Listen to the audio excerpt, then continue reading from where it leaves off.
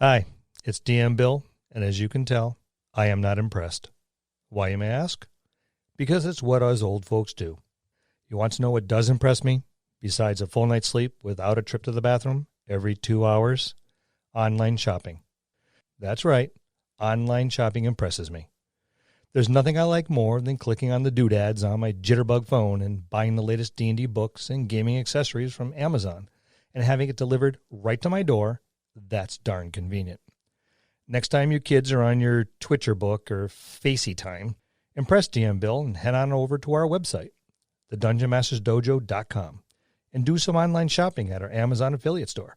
It doesn't cost you anything extra, and it's a great way to support a podcast. See you next time in the dojo.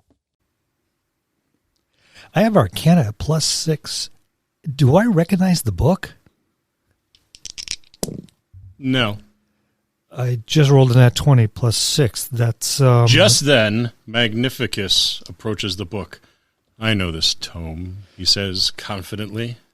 Him again? It's Dungeon Master Pitfalls this week on the Dungeon Master's Dojo.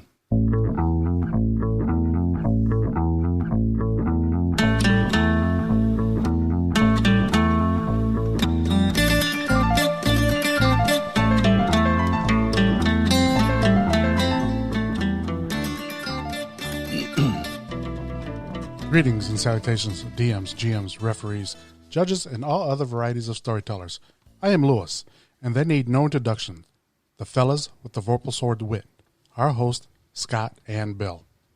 Hey, Scott. Hey, Bill. How you guys doing this evening? Pretty good, Louis. Yourself? Not too bad. Yeah, good. Good. I have a Vorpal Sword Wit. How could I be anything but good? I'm still waiting to see you roll that 20.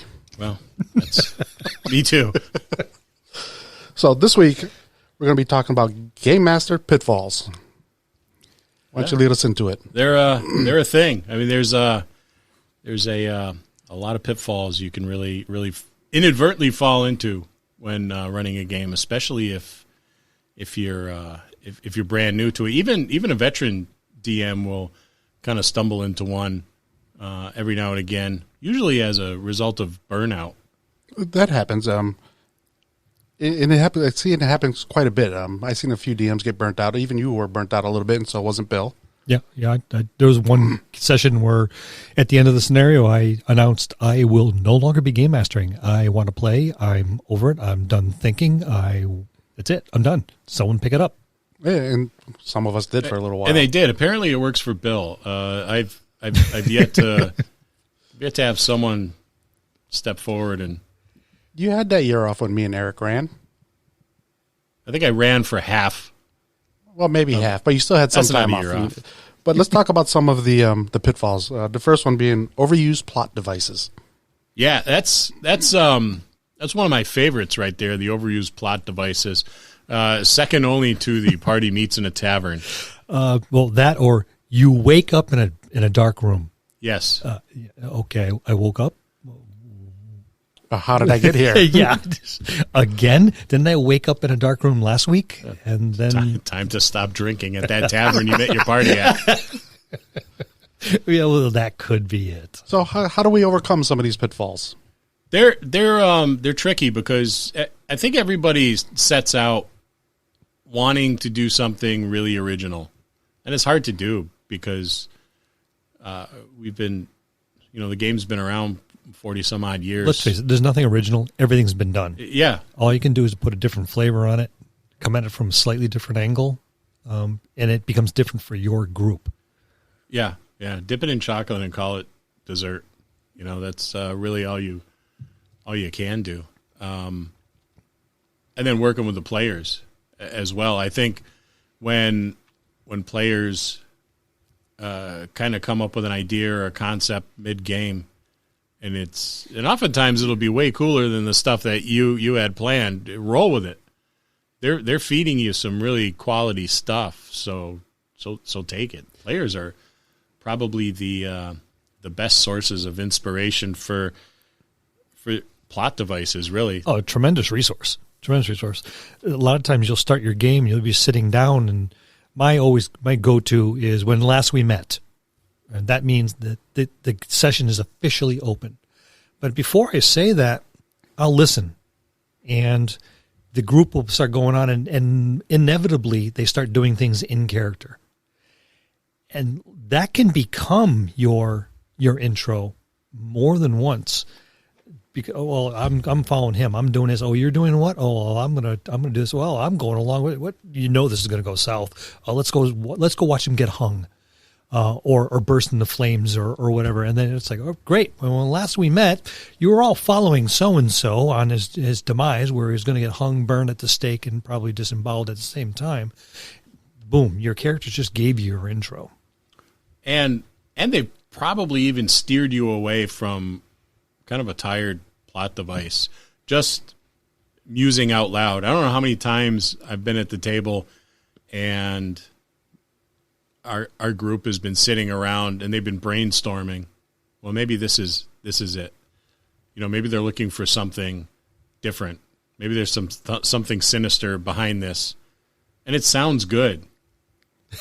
Yeah. So I go with it. I was like, wow, that's way cooler than the stuff I came up with. Let's go with that. And they take you down a path that isn't tired like the one maybe that you were going to start them on. Right. Because like I said, sometimes you don't even realize you've fallen into that pit trap. Starting in the tavern, you've been summoned. Oh, geez. How many times have we been summoned? I'm changing my address. I'm going to now live in the shack behind the blacksmith shop where they can't find me because I'm tired of these pieces of paper being nailed to my front door and making me do things I don't want to do. Yeah, stop summoning me. Yeah. But it's the easy way out sometimes. It is the easiest of ways out. I think drawing them together in a different fashion than you've been summoned or you meet at a tavern, because when you do that, not only is it kind of a tired plot device, I mean, it can be kind of cool for nostalgia purposes if you toss it in there once in a while. But if you allow them to tell you, all right, so how do you guys know each other? That way you kind of get away from the, okay, we just met at a tavern or we just were summoned so we don't know each other. How do you know each other? Yeah. You know, most of the time you'll go, I don't know. I said, all right, we'll figure it out. Well, let me know. There's a tactic I used to use way back when. And I'd let everyone make their character, and I'd say, all right, who wants to do an introduction? They do an introduction. Great. The person to the left, now how do you know them? And give me your background, and how do you know that person? Well, I don't. No, you do. How do you know them? And then the next person, great, give an introduction. How do you know that person? And everyone has to know the person to their left or to their right. It makes sense. By the time you get all the way around the table, someone knows someone else. And a lot of times you get halfway through your table of 5, 6, 7, 8 people, and now they're reaching across the table. Well, I don't know him, but I know that one. Right. Because all of a sudden it's like, oh, I got a great idea. Mm-hmm. It's like, good. And it's like, then you turn around to the one on the other side where you first started. Well, then how do you know him?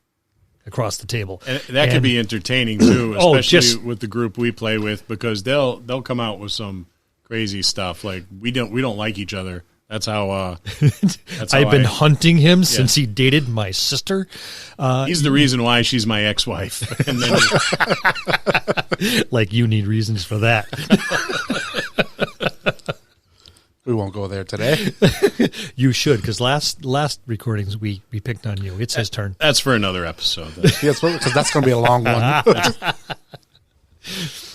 But I used to use that tactic a lot, and they started looking forward to it. And then I'd jump across the table and, all right, why do you hate that person? What? Why do you hate them? I don't. Yes, you do. Why? You heard their background. You know your background. Why do you hate them? Doesn't mean you're going to kill them.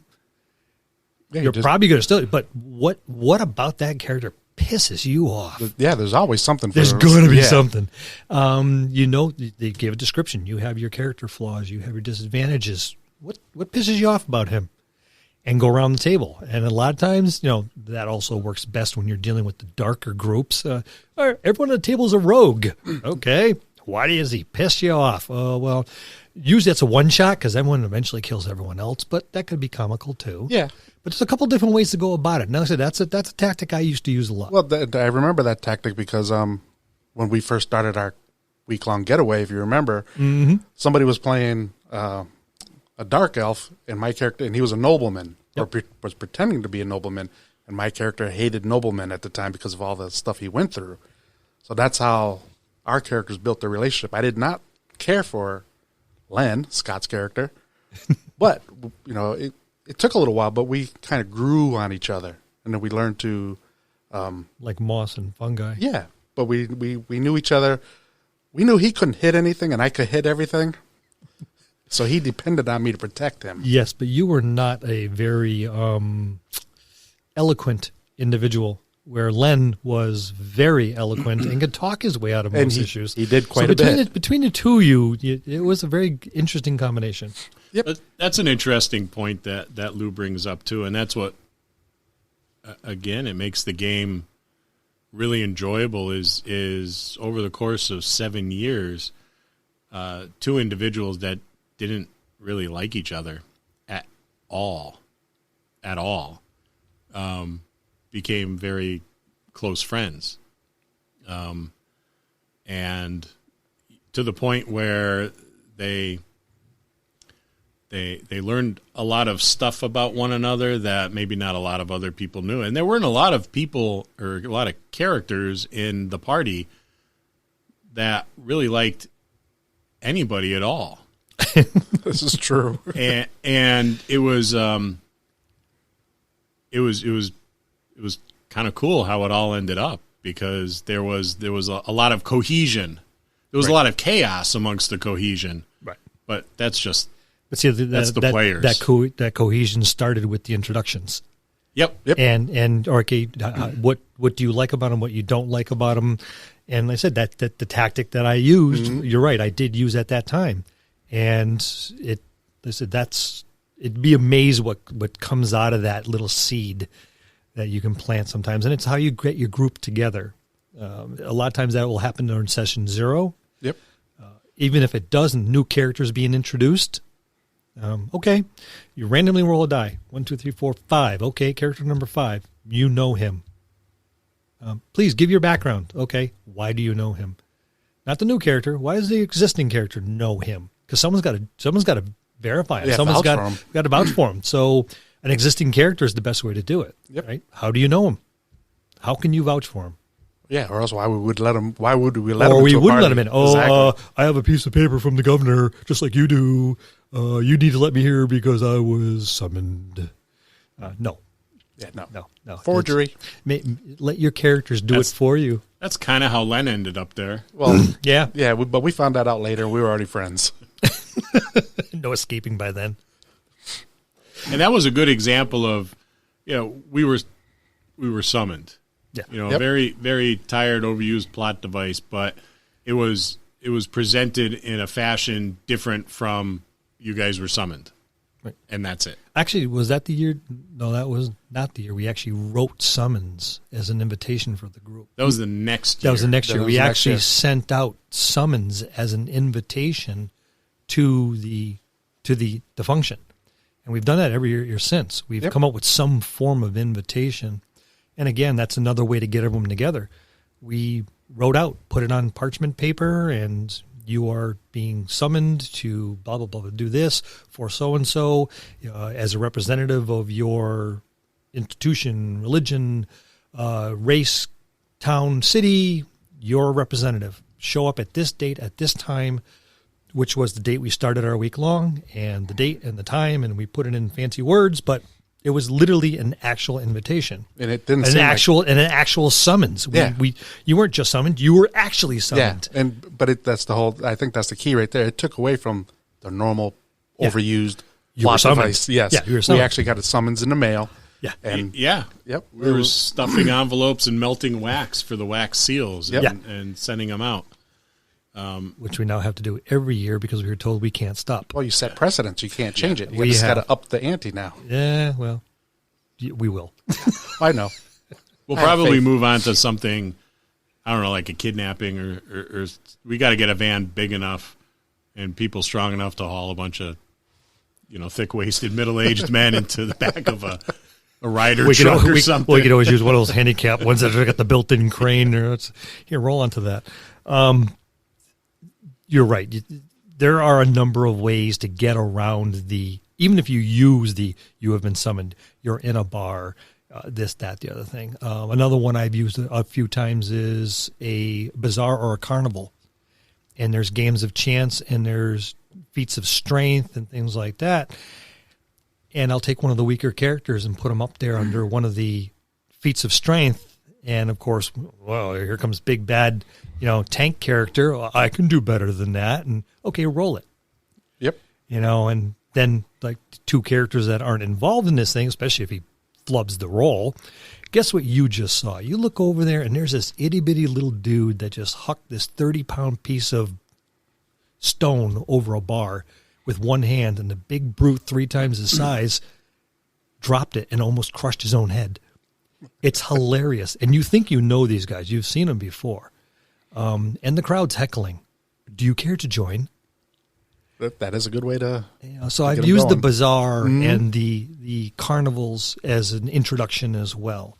And now they've gone together, and then something terrible happens at the bazaar. And brings them even closer. Yeah, and hopefully brings them closer, and they don't go, oh, shit, I'm out of here, and they run in different directions. But another way to get past that pitfall of overused devices.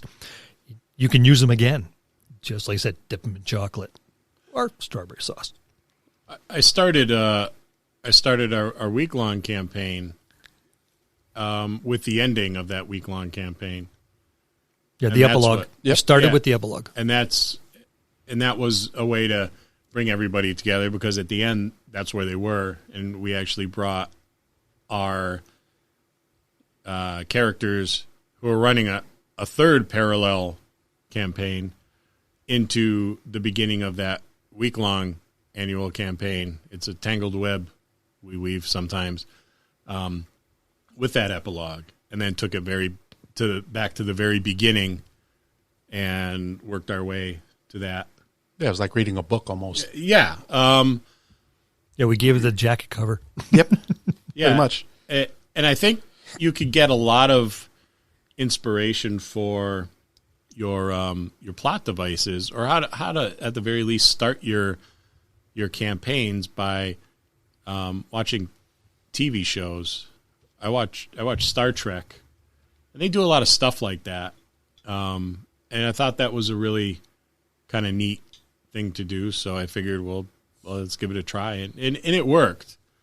It was executed well, fortunately, because it could have been an absolute disaster if it wasn't. But part of the fun, I think, in running a game is doing things differently because you just haven't done it before. Let's play around with it. Let's shuffle the deck. We shuffled the deck one year. Yep. Where we dropped the cards, picked them up in piles, and threw them on different tables. We shifted people from one table to another, swapped them out like midweek. Yeah. Yep. And doing those little things keeps it fresh, because, like Bill said, nothing's original anymore. It's already been done. Right, but just so people know, when we go away on a week long, we have so many people. We need 2 tables. But Yes. How do you do that on a single table? On a single table, well, you can't really boot someone off the table and put them on another table, because they'll be there all by themselves and they'll be pretty upset. But you can certainly start a campaign with the ending part. Be like, well, this is, in our case, it was a huge battle, Right. and that's what pulled everybody together. You could certainly do that at your weekly game, and just have a basic idea of, all right, this is the ending that they're going to get to. So everything from tonight on is going to get them to that point. You just have to be kind of vague enough in your description of the battle so that when they do things that come up, you don't kind of paint yourself into a corner. Right. Yeah. Well, you asked, how do you do that with a single table? I've actually done that. Right. Where I've switched out the characters.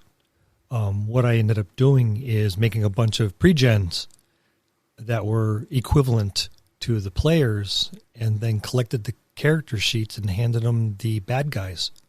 I remember that one too. And make them play the bad guys for an encounter, and you run their characters. Now, you have to be a little along the line of your scenario so you have a really good understanding of your characters. You make notes as you go, ACs, favorite attacks, things like that, so you can emulate their characters as best as possible. But make them play the bad guys. And they have to battle their own characters. That's a good point, too. And that's how you switch them out. You see how well a player knows their characters in situations like that. It could be pretty entertaining. I did something somewhat similar in a superhero campaign using the old Marvel Superheroes role-playing game rules from TSR, where I had a team of superheroes, kind of like the Justice League. Everybody had their character, and the beginning of the scenario was them leaving their equivalent of the Hall of Justice and all of their sidekicks behind with a pizza delivery guy and the janitor, who was a retired superhero and was like 90. And they went up I to think I know him, and we went to school together. They went to the moon base where the bad guy was with a giant gun, aimed at the Earth. And I obliterated every one of them. So they died 15, 20 minutes into the first session, and then I handed them out the sidekicks and go, here you go. Here are your sidekicks. That's awesome. Yeah, and it was fun because they were thinking we're gonna have this big pantheon of superheroes, and they got the sidekicks and the pizza delivery guy. We were like, oh fuck. But they had a really, really good time with it. It is. It's a change of pace because you're not going to be steamrolling everything pretty much. Yeah. You have to play kind of on a lower power level. Yep. With the superhero stuff. One of the things that Bill and I did that I really liked to bring characters together was we set up a campaign that took place in a city. It was all city stuff. So all the characters were characters from a relatively large city, but they knew everybody else because no matter how big a city is, you're going to bump into people, especially if you kind of cavort through nefarious birds circles. of a feather. Yep. Birds of a feather. And everybody made 3 characters, and you played one of those 3 characters, and you can plug in whatever character you wanted to play. So we always had this variety, and there was 15, 18 characters at the table, not all at once, of course, but they were always intermingling. So these you have 6 players, and you changed one person. Everyone says, well, I'm playing the same one I played last week. And one player says, no, I'm playing this different character. The dynamic of the entire group changed. It did. Yeah. Changed drastically always sometimes. a lot. Drastically sometimes. And then the next week, everyone changed their characters to a third one, and it was a completely different flavor again. You always had the ability to play a character. And for the end of that particular storyline, Yep. you stuck with that character. Once you were done, you jumped to another character. Now, some people just stuck with the same one straight through, or stuck with it for a while and jumped to another one. Every week had a different person out there. Right. It depends on your flavor. But you had the same characters, you had the same city, you had the same settings, sometimes even the same story. It was just another chapter. Yep. But it was completely different. And there was a couple times where the party's like, okay, this is all well and good, but we really need this person. Well, he's not here. Let's hunt down this person. Yeah. And that became the evening's adventure, is finding the person they wanted to do the adventure. And just finding that one character, because that was a better fit than, this guy over here. And, we can deal with her, but this guy here, nah, he's a liability. We need to find so-and-so. Right. it was a lot of fun. It was. Oh, it was Because great. we swapped out DMs as well, because we were trying to cultivate other DMs because I'm always chasing that hope that I'll be able to play. You're a large man, and chasing anything is dangerous, so just be careful. It always outpaces me. It's because we hamstring them. I'm just afraid you're going to trip and hurt yourself, take out a hip or something like that. I know how Wile E. Coyote felt. You can only strap on the rocket skates so many times. He actually has a sign that says "Yikes." That's for his dice. But we had these new DMs that they committed to 1 or 2 sessions, and they ran them, and they did well because it was episodic, and it was easygoing, kind of beer and pretzels type stuff, something to get their feet wet. But then they would use other DMs NPCs. Well, of course. And they put their spin on it, which was also kind of neat. So we ended up we started, whereas you may have started in a tavern, or it's a different building than a tavern, but that's still where you started. But a warehouse. Yeah, everybody knew each other, and we saw the city really grow and kind of take on a new life, or a life of its own, because the whole thing started in an orphanage. Yeah, that was it. There was just an orphanage, and that was the campaign setting. Was that one little building with that one NPC, and it became this metropolis. Yeah, different districts. You know, the wharfs and the gangs that ran the wharfs, and then the gangs that ran the downtown, and it was pretty neat to see that. And when you start in a unique fashion like that, or you just put a little different spin on the same old, people will take it and they'll run with it, and they'll get super creative. Absolutely. And we did. But now the next thing, how do you guys handle the all-powerful NPCs that you guys have put out there sometimes? Oh, like Magnificus? Yes. Magnificus. Oh. Nothing pisses off a table of players like that damn NPC that can do everything. And that's something like a green DM you'll see them do.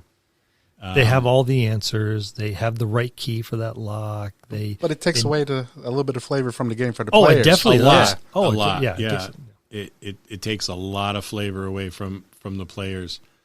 And they all end up kind of like, I think it's Tolkien's fault. You know, Gandalf was the all-powerful NPC. Yep. He's cool. He's kind of a douche. You know, Gandalf was a jerk. Yeah. He was a mean old man. Well, when you're that old. He was always yelling at people. Of course. Like Bill. He was always yelling at people. Intolerant.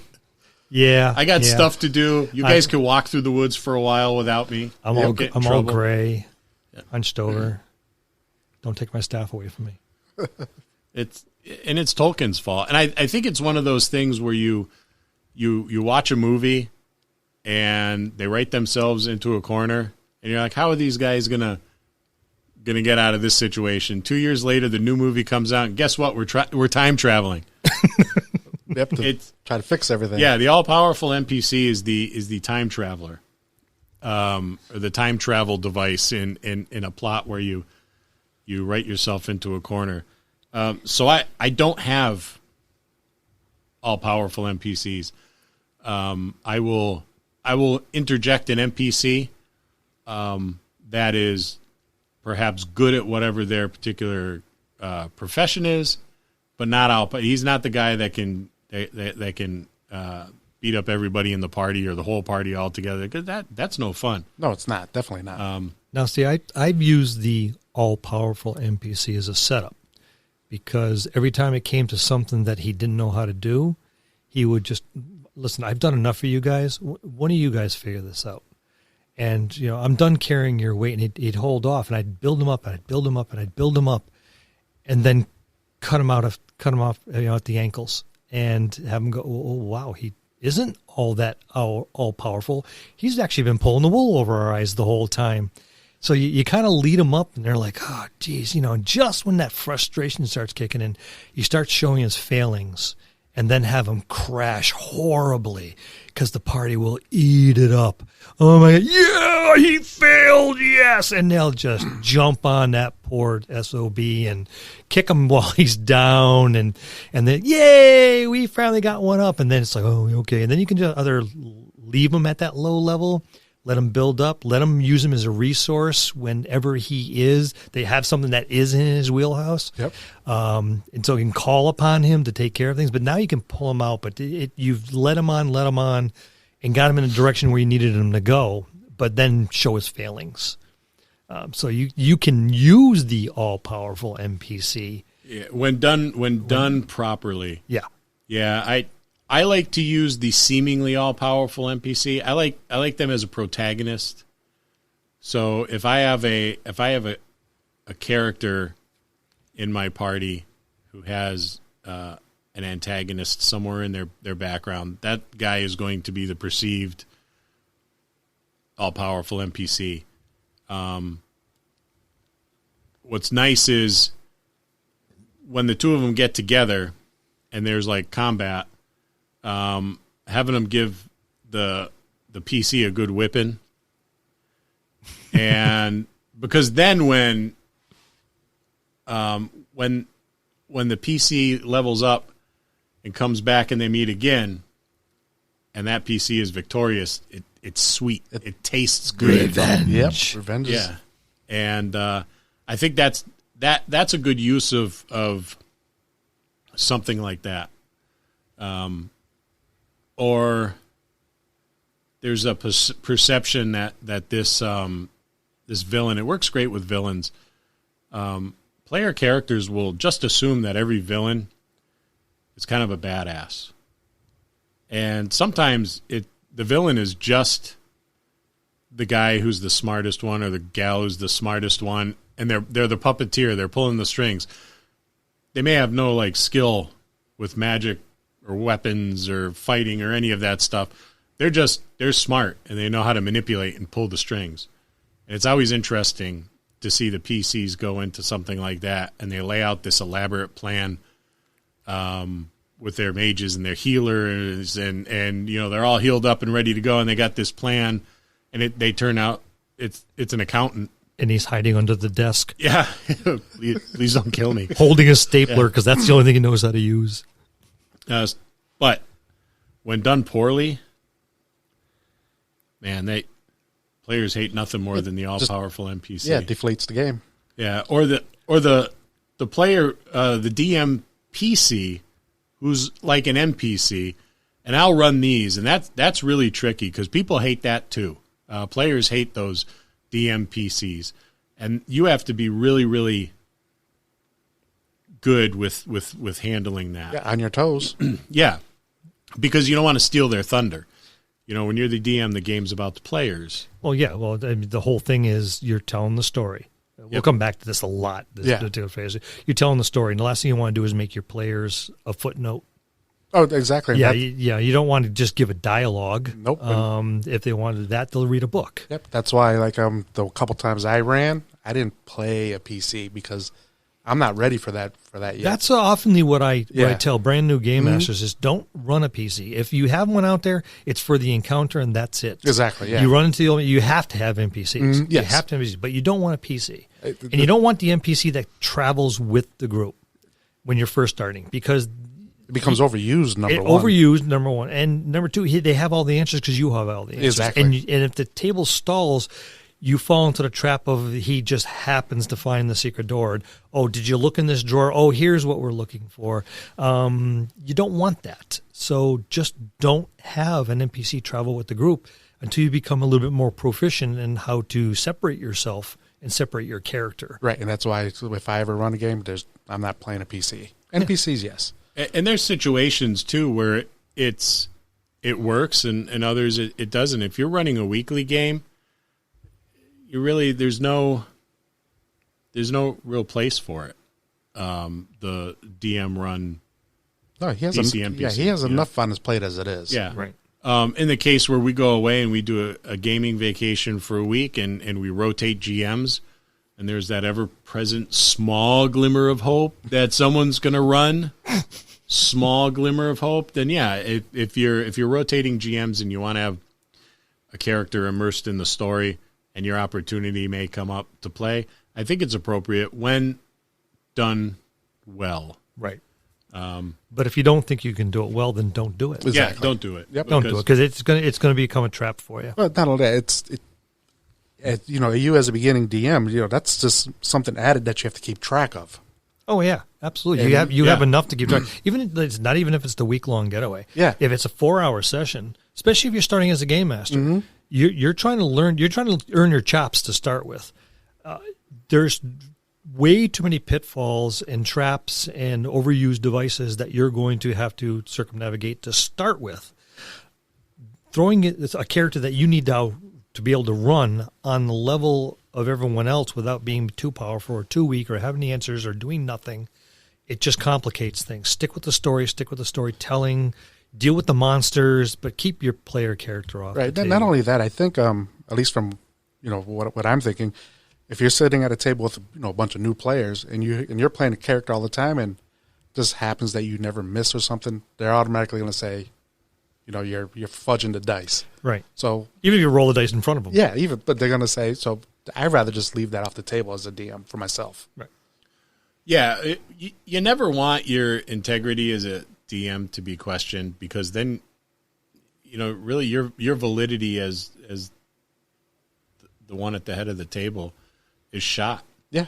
Well, you have a built-in pass because your dice never hit anything. Yeah, I never. So had you don't that have to worry problem. about being accused of fudging the numbers, right? Because you I swing a lot. Your D20 is only numbered 1 through 5. It would seem. I check the numbers over and over and over again. Yeah, so we're not worried about you. There's a 20 on there. I've just never seen it. It's like a unicorn to you. I got a better chance of seeing Bigfoot than a 20 on my rolls, I think. That's your full-size mirror in the back of your bedroom door, sir.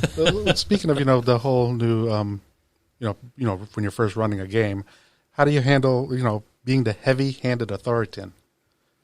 Yeah, that's the heavy-handed authoritarian is one of the big rules we have. We have house rules, but it's very simple.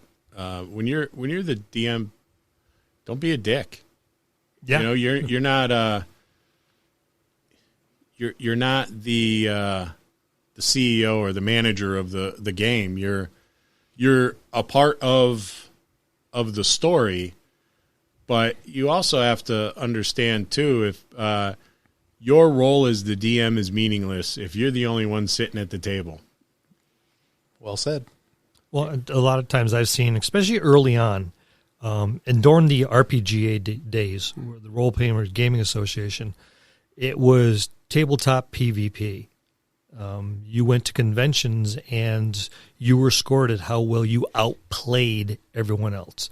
It was combative. And a lot of times from that stemmed people going back and game mastering, and the mentality of me versus them was very, very prevalent. Yep. Where the game masters, no, I'm going to do everything I can to stop them, to kill them, to maim them. The more damage I can do to them, the better, and that means I won. Yeah, I wanted D&D. Yeah, and that's not... It's not how it's played. And, I know we talk about the year that shall not be named, but we did suffer that ourselves one year. Yes. Yeah. Yes, the we did. DM, he was very, he was out for everybody. He targeted a number of the veteran players, and it was evident. For some people, they ended up taking them right out of the game. Yeah. And there was others that played around it. And we even lost a player because of that. Yeah. Yep. A person who showed up, was devout to the game, and our outings never showed up again. Yeah, so that's how Which is that's how detrimental it could be. Oh, yeah, it could destroy your entire table. It can destroy your entire Yeah, game. you could have nothing left Yep. after something like that. And I thought we weren't going to have anything left. Yeah, it took a lot of cajoling and convincing to Yep. get everything, the pieces back together again. It was a tough year. Mm-hmm. And I think that, of course, shameless plug, but I think that's why something like this is important. Those folks like us that are embarking upon podcasting, those people that are already doing it, the YouTubers that are out there that are kind of reaching a large audience of newer, inexperienced players, or even some experienced players, and just kind of nurturing them along. So stuff like this doesn't happen. So it's not an adversarial game, because of all the games out there. D&D is probably the most cooperative game that I've ever played. It's really, truly a cooperative game. Oh, absolutely. It's not intended to be adversarial, and I didn't game at the conventions back in the day. You weren't old enough, like Bill did. No, I was. Bill started the year I was born. But I am old. But you do see that a lot with the gamers from our generation when they're sitting at the head of the table. It's that habit they got into where it was kind of me versus them. And of course, it's not everybody. Some people evolve over time with the game, and their style is different, and other people just never ran a game like that. You know, they were more cooperative GMs. But I've experienced that, I would say, more from our generation than some of these newer folks, like our 3s and our 3.5s and our generation 4.0. Yes, yeah, I never really touched 3.5 or 4 or 4.5, whatever. I haven't either, but you see the kids that played that when they were when they're in high school or whatever have you, and it's like every generation, it's a different vibe altogether, and there's a lot of good from all of those different generations of gamers that you should handpick and pluck out of there, so you don't end up that adversarial GM, because that really sucks. Well, you got to keep in mind too, is that from a game, we're kind of directing this towards the game masters. So if you have your players and they're literally outplaying you, which could happen. I mean, you get some people that are really inventive, the best laid plans, and they destroy you, and you keep throwing you off and keep throwing you off. Don't punish your players. Reward them for their creativity. Right, but that's just, we're all human. The reaction is to be defensive. And again, it's not a me versus you, but I've seen a number of times where you outplay the game master. You outsmart him. You figured out his little puzzle, and you blow right through it, and it's like, gee, that was 15 minutes, and it was supposed to last 2 hours. Okay, I'm going to grab the biggest, nastiest monster I can find in the book, and let's see how I handle this. Don't punish your players for outsmarting you. Have more material and work with it. And that's going to go to what I was going to bring up next, is understanding that your players will ruin what you have already laid out for plans. Always. How many times he smiled? Did you see how he smiled when he said that? He practically glowed. I think he wrote that. There's nowhere in the episode notes. It's not in my notes either. So he just he Louism dies. Yeah, it's just somebody had to do it. Yeah, they're going to ruin it. They're going to destroy it for you. Well, let's take a quick flashback to this year that we just passed. What happened to Matt when he was running? Yeah, at the end. We and Matt is a phenomenal DM. Yes, he is. He's wildly entertaining, charming, talented, knows the rules backwards and forwards, and is one of those people that can really, really think on their toes. He's super clever, and he's probably one of the better entertainers as far as GMs go. Yep. And we shot his epic ending to hell. Oh, we derailed that baby so bad. There was multiple times. Oh, there was a plume of smoke you could see from the next state over. Yeah, and coming out of his ears. He had to take a break and just lay down for a minute. Yeah, he took a break. Yeah, he had to walk outside for a couple minutes. Yeah, the culmination of a year's worth of writing and about 43 hours worth of consistent playing was sunk like the Titanic. Oh, yeah, we shot it to hell. And they're going to do that. They're going to totally derail your plans, and you gotta understand that. Your story is not cut and dry, and it is not on a linear path. Oh, it's ever flowing. Oh, it is going to zig and zag and drop and fall and rise. And hopefully these conversations we're having with you will help you better prepare for a lot of this stuff. But they're going to mess you up. They don't even see the yellow brick road, let alone follow it. So just be ready for it. They're going to mess you up. And having a couple spare encounters, having the ability to scale your opponents. You're supposed to be a champion, a hero, an adventurer. What makes you think the orcs don't have the best of the best out there sometimes too?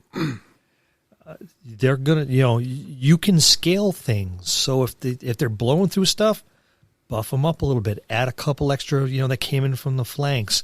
A couple extra hit points here and there will make them live one more encounter, or just the opposite. If their dice are suck, and have Scott disease, make them a little easier. Maybe they were already in a battle. You met up to him and you haven't swung at him yet, and he's already bleeding.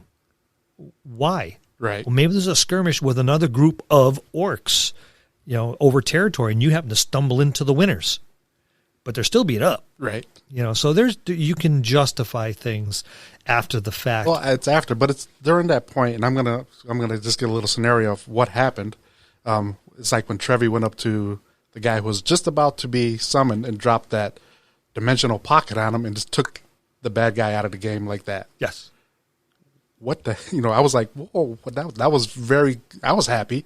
Yep. But Matt was like, what the fuck? That was my story. The next round, the guy was coming to life. Well, what do I do now? Yeah, he basically pulled the device that was re-energizing the bad guy and bringing him back to life in another form, and basically pulled the plug. Yep.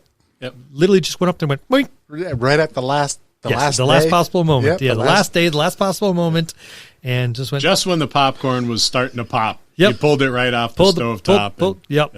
I think Matt's eyes rolled in the back of his head. And dumped the butter into the trash. Yep. But they'll do that, and that's what makes the game entertaining. And DMs are DMs; they're not poker players. We don't always have great poker faces, and that's fun. Our group is stumped me on numerous occasions, doing things outlandish. But it's fun. It's kind of like the rule of cool. If someone proposes something that's not wildly outlandish, but it's going to really take things off the rails, I like but the it rule would be of cool. I like it. Yeah, give it a shot. Let's see what happens. Well, that's where one of my later favorite characters come from. Dog. Oh yeah. They said make something different that you've never played before. For me, that's a little difficult. I've played D&D every single week, nonstop, for 50 years. I've had a game or two running at my house every week, consistently for all this time. Aside from this issue that we're dealing with right now with the pandemic, there's been people at my house every single week for 50 years. I've played everything, or pretty darn close. And so I said, okay, I'm going to play a cleric that had a magical accident, and he's actually a dog. And the game master looked at me and went, what? He's a dog. The dog that can speak, though. No. Nope, he's just a dog. And then I told him how I was going to pull it off, and has a device that allows him to cast and things like that. And that's where the sound effects that we were talking about before come in. Yeah. I actually put together a soundboard with a bunch of dog noises, and instead of talking, I just hit my soundboard, and they started recognizing the bark, the whimpers, the growls, and they said, "Oh, here comes the big one!" With something or another. Yep. So you can step out of the box a little ways sometimes, and it's an interesting way to throw the game master off, but not throw him off. I mean, I gave him a heads up. It's a table I threw off. Right, yeah. You threw us all off because we were like, what the hell? They're like, there's a giant mastiff sitting amongst us gnawing on a ham that just rolled across the table for no reason with no one touching it. Okay, maybe this is not a normal dog. And they're still trying to figure him out. after we've been playing them for a year. Close to that, yeah. And they're still trying to figure them out. So how do you fix these things? Or are they even really something you have to fix? When they go off the rails, when they spoil your plans, is it something you really need to fix? I think it's kind of like, if you've ever fallen down a hill, trying to keep yourself from falling is pointless. Just roll with it. It's actually worse than sometimes. Yeah, just roll. Yeah. Just roll with it. I think that's the best way to. Some of us are built a little rounder and easier to roll. I'm talking about myself, actually. You were looking at Scott, though. And then you were looking at me, too. Yeah, well, you guys are almost as round as I am, so. Just not as old. No one is. I think tolerate is a better word. Yeah. I don't think you need to fix them. A lot of this stuff just needs to be tolerated and redirected. Adversarial players, you can pull them aside. Hey, dude, what's up? Why are you playing this way? If you're an adversarial game master, you should hope your players pull you aside. I was about to say that the same could be said for the adversarial GM. And to our point, that's probably where you need to be careful of. It's not you versus them. Yep. Okay? If they do something that sets you off, figure it out. Right? Don't retaliate. Don't punish your characters. Don't try to punish the players. Especially the players, yeah. Yeah, don't punish the players. Because the players will just leave. You'll have no one. And then you're sitting in the basement by yourself. Yep. Which is no fun. No. So I don't think you need to necessarily fix any of these issues. I think you need to tolerate them. You need to learn from them. Okay? You never learn from your successes. No. Okay? You never learn from your successes. You only learn from your failures. So learn from it. Figure it out. How did this work? How did it not work? How do I avoid it? And just don't do it again. And then work with it. And like I said, roll with the characters. Roll with the players. They're going to derail you. Get used to it. Yeah, expect it. I think that's the best thing you can do is expect that they're going to derail your plans, and that chances are pretty good that it's going to end up even cooler than you would originally planned, because they could get pretty creative and pretty entertaining. You just got to go with it. Understand that, if you get a new puppy, they're going to pee on the carpet. That's just the nature of it.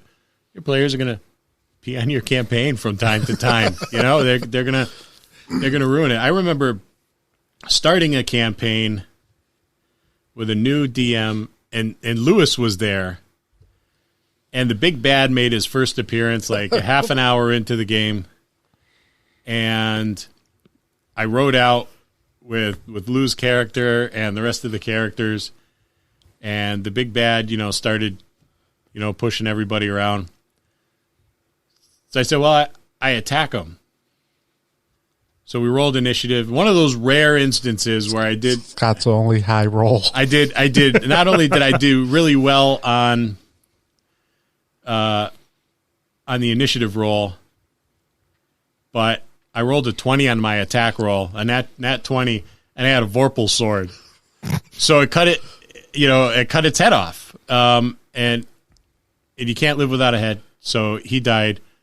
And it was I think it was like 1985 or something. Yes.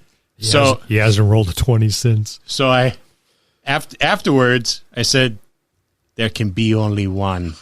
And like in Highlander, I had just seen the movie a bunch of times, like the weekend before on Cinemax. And everybody laughed, but the DM, and he stood up so fast, his chair fell over, and he left. He did. That's where Scott's last roll of the natural 20. The natural 20, got stuck in Ravenloft. I killed the big bad. I drove the angry GM away. And I don't think he's run a game since, which is too bad. Just roll with it. Well, we were younger back then, too. So. We were way younger back then. I wasn't. Yeah. Bill was in his 40s. Yes. In 1982. He is now a lich. His phylactery is a beer bottle. And they figured me out. But roll with it. They're going to, and you know what? When they derail your plans in such an epic fashion, laugh along with them too, because that is pretty funny. Oh, it is. That was, like you said, that was probably one of the funniest moments I can remember. One of them. I do remember a few others. And, I mean, we've mentioned this before. It's a cooperative game, and that's just the players, for the game master as well. You are, in theory, all friends getting together, having a good time. Yep. Have a good time. And laugh. And laugh. I mean, it's like, yep, you cut down my guy. Damn, well, that was supposed to be a half an hour. But now it gives them a half an hour longer to eat the rest of the snacks, pass me another Dr. Pepper, and where the hell's the last bag of Funyuns? Yep. And what can you do in a situation like that? You know, just one of the things that pops into my mind is, you know, you maybe bring them back 6 or 7 sessions into your game, and he's got a really poor stitching job on his neck, holding his head to his neck. The Kurgan. Yeah, and you know, it looks like someone hastily sewed him up, and you know, through whatever magical means, he's kind of still up and running, but not quite his self afterwards. And you have a whole new big bad coming back with a vengeance. Because he cut his head off. He's probably upset. I would say so. So just roll with it. Well, and that's going to conclude our episode for this week. Thank you for listening. Thanks for spending time with us. Please subscribe. Share us with your friends on Facebook and any other platforms. And listen to new episodes every Tuesday. And we'll see you next week in the dojo.